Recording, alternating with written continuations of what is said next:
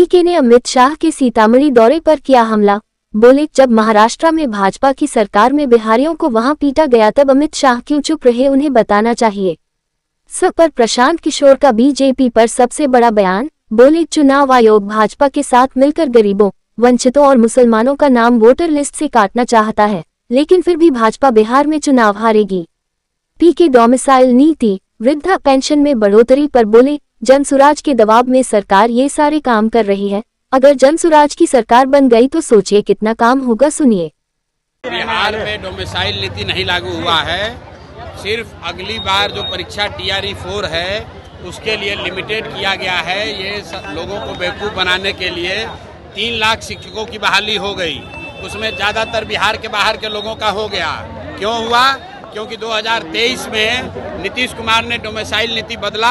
इसलिए बदला कि 24 में लोकसभा का इलेक्शन था।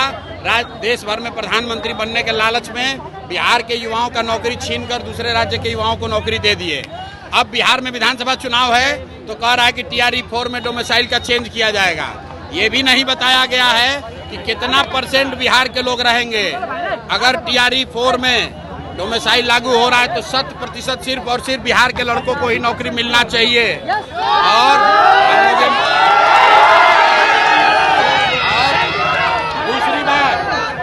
दूसरी बात बिहार के युवाओं को ये समझना है कि एक जनसुराज के खड़ा होने से, एक विकल्प आने से 400 रुपया का पेंशन बढ़ के 1100 हो गया।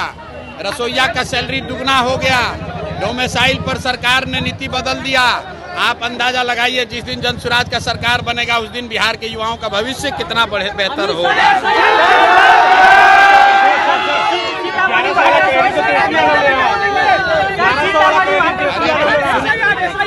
ऐसा है,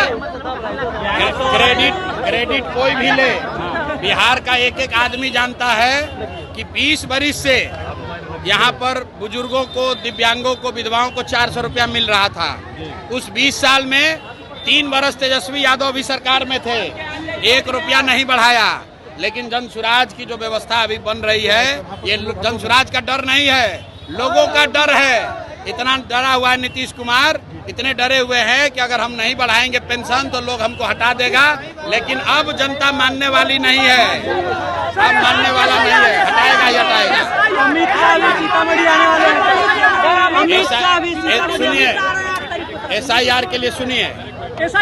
SIR में भाजपा के कहने पर, भाजपा के साथ मिली भगत करके इलेक्शन कमीशन यहाँ से गरीब, वंचित, मुसलमान जो बाहर प्रवासी मजदूर हैं उनका नाम काटने का कोशिश कर रहा है।